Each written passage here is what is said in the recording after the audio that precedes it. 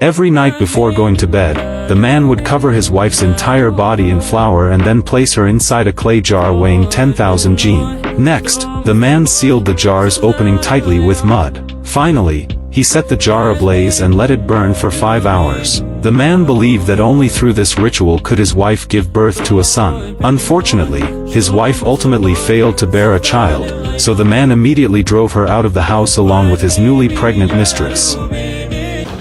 Because I had been a housewife and had not earned any money, they refused to let me take even a single suitcase. My bank cards were frozen. All I had left was $23 from grocery shopping. $23 was not enough to find a place to stay in Manhattan. I did not want to sleep on the street, so I stubbornly kept scrolling through job apps. But every job requires work experience. I had none. Then one posting caught my eye. Wanted, stepmother for a child. Food and lodging included. Lodging included instantly caught my attention. That night, I went there. Standing outside the gates of a luxury estate, I did not expect the employer to be the Blackwell family, the richest family in the world. Mr. Blackwell is looking for a mother for his son, not a wife for himself. Please keep that in mind. Do not have any appropriate ideas. I understand. I won't overstep. In truth, I had only finalized my divorce that morning. I had no interest in marrying another man right now, but if I could take care of a child and have a place to stay, I would not have to spend money renting an apartment. For me, trapped in such a desperate situation, this was a very good chance. Butler Whitman nodded and led me into the dining room. Beside the long dining table, a young father and son were locked in a silent battle. The calm, cold-looking man held a bowl and spoon, his face dark. Leo, just one bite, please? The gloomy little boy bit his lip and refused to back down. After a long while, the man sighed and put down the bowl in defeat. Mr. Blackwell, another applicant is here. The man slowly turned around. He wore simple black trousers and a white shirt. The top button was undone, faintly revealing his collarbone. I had seen this face before on financial news. He was too handsome and too striking. One look was enough to remember him forever. The moment I saw his face, I finally relaxed. He was Adrian, the richest man in the world. There was no reason for a man like him to scheme against a divorced woman as broke as me. His deep gaze swept over me lightly, his voice carrying a trace of exhaustion. Try it. I had to perform well. If I could stay, at least I would not have to sleep on the street tonight. Holding the bowl, I smiled gently and walked toward Leo. Leo shot under the dining table. Only a pair of dark, grape-like eyes remained visible. No! Make her leave! I don't want her to feed me! They are all bad women! It seemed that before me, Leo had already met several stepmothers. I looked around and noticed superhero figures everywhere in the house. An idea immediately came to me. I picked up a superhero figure and placed it under the table beside Leo. Don't worry. I'm not here to feed you. I'm here to feed Spider-Man. After saying that, I pretended to feed Spider-Man. Eat more. You need to be full before you can save New York.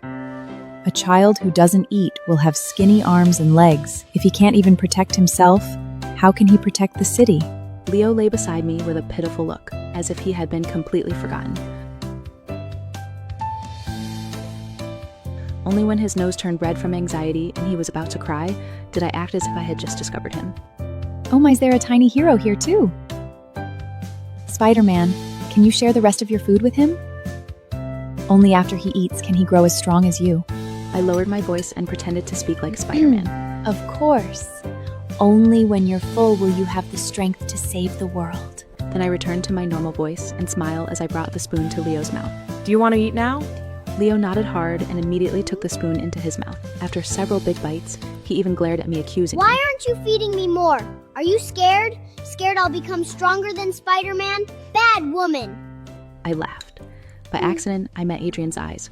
I saw the tension between his brows ease. He gave me an approving smile. I knew I had passed the interview. That night, I stayed in the estate. 4-year-old Leo and I lived on the second floor. Adrian lived alone on the third. Butler Whitman reminded me again and again. Miss Nora, I must emphasize, you must never go to the third floor. A woman once got bold and sneak upstairs in the middle of the night trying to climb into Mr. Blackwell's bed. Mr. Blackwell had security throw her out on the spot. I nodded repeatedly and promised I would never cross the line. Leo was very independent. At only 4 years old, he could sleep by himself. That saved me a lot of trouble. The next afternoon, when Adrian came home from work, I was feeding Leo at the front of the mansion. There was a pet leash around Leo's neck. He sat side by side with a golden retriever on the lawn. They were both enjoying themselves. Adrian's face darkened on the spot. Nora, what the hell are you treating my son as? His voice was cold and sharp. I trembled. Before I could say anything, Leo spoke first. Daddy, Nora and I are role-playing. Look, I ate way more than Max. Woof, woof. Adrian's frown deepened. Woof, woof. Butler Whitman hesitated before speaking. Mr. Boutwell, Miss Nora's method is a little unusual, but it clearly works. Before, no matter how we chased after Leo to feed him, he refused to eat. But this afternoon, Leo already ate 2 large bowls of pasta and even swore that he must beat Max. Adrian coldly looked at Leo, who was eating without the slightest dignity. Fine. But people and dogs should still use separate tableware. Please don't worry, Mr. Blackwell. Your dog is very clean. It didn't even touch Leo's spoon. Adrian froze. The next second, his face turned black and he turned around and went into the house. Because Leo had eaten too much, I had no choice but to walk him and Max around the garden for half an hour. What I did not know was that Adrian was standing by the second floor window, watching us. Butler Whitman sighed again and again. Miss Nora really is impressive. Leo usually doesn't like eating, talking, or exercising. But in just one day, he has changed so much. Mr. Bracknell, this time, we may truly have found the right person. When I went upstairs, Adrian was sitting on the sofa in the first floor living room. His long legs were crossed, and his presence was outstanding. I removed the leash from Leo and was about to take him upstairs for a bath when Adrian suddenly stopped me. Nora, let's talk. I handed Leo to Butler Whitman. You're very good with children. Have you had a child before? No.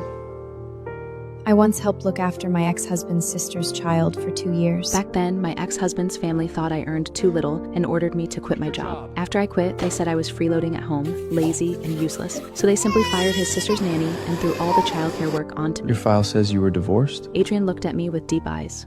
Yes. Why? Adrian looked at me with deep eyes. We had different values. This child has no sense of security. He only wants to stay at home. He refuses to go out and he refused to go to kindergarten. I'm busy with work, so I want to find a patient human to be his mutton. I will sign a pre-medal with you. There'll also be a prentrate notification. I nodded. I understand. Families like theirs all did this. Although my last marriage had been for love, the gap between our backgrounds was too large, so I had also signed a prenuptial agreement. So when that love finally wore dubly into nothing, I was left with nothing in the divorce. Even my wedding ring had been taken back. After thinking for a moment, I said seriously, Actually, I'm already satisfied as long as I have a place to stowed. We don't need to legal register the marriage. The marriage certificate is for Leo. I want to find him a long-term Motz. That will do as you say. I will give you $20,000 a month for living expenses. It will be for your personal use, don't worry. That money will belong completely to you. As for married life, I have no need for it for now, so you will still sleep on the second floor. Okay. I have no need for that either. And just like that, on the 3rd day after my divorce, I got married again. Just like my first marriage, there was no wedding.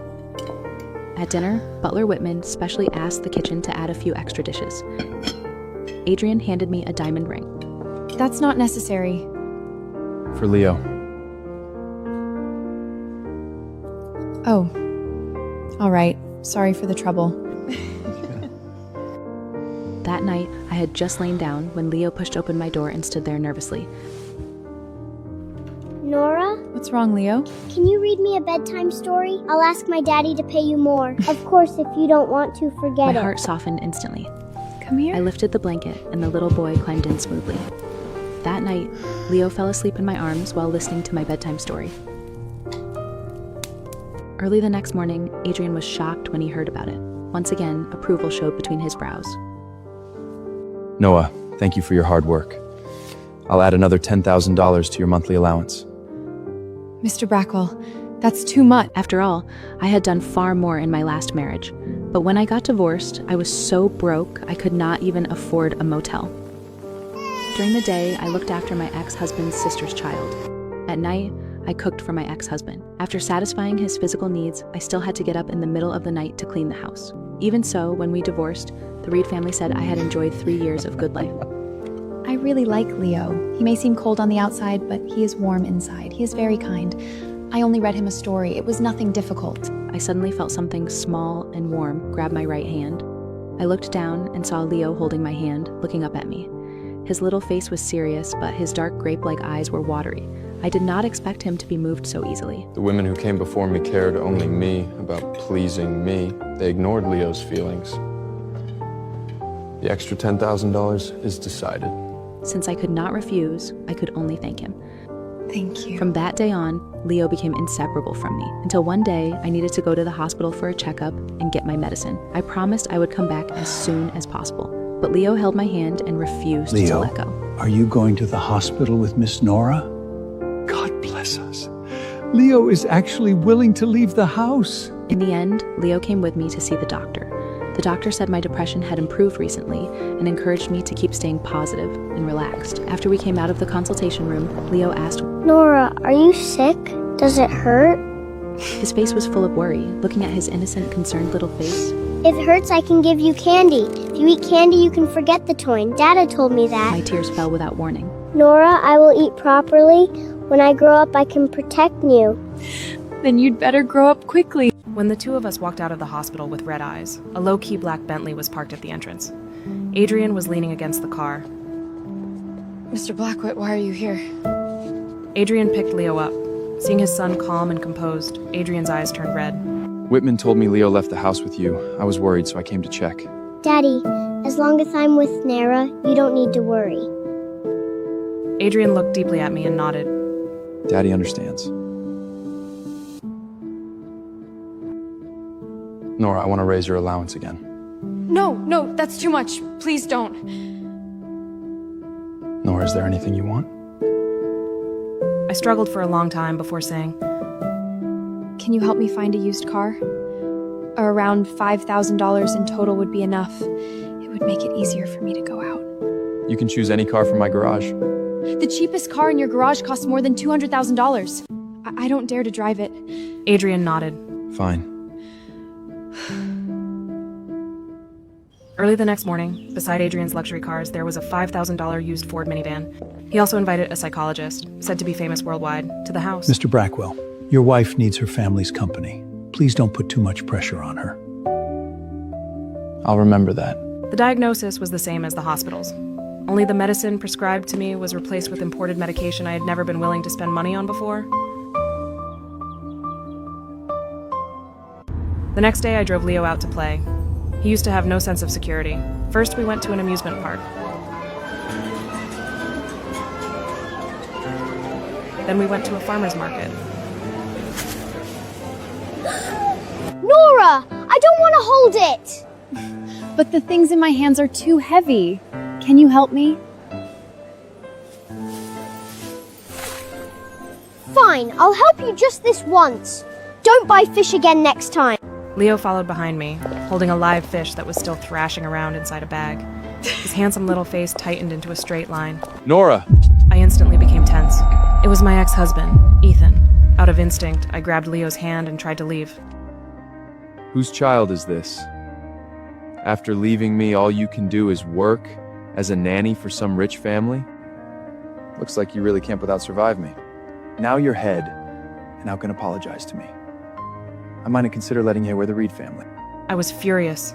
Leo immediately stood in front of me. Bad man, don't bully my mommy! What did he just call you? Mommy!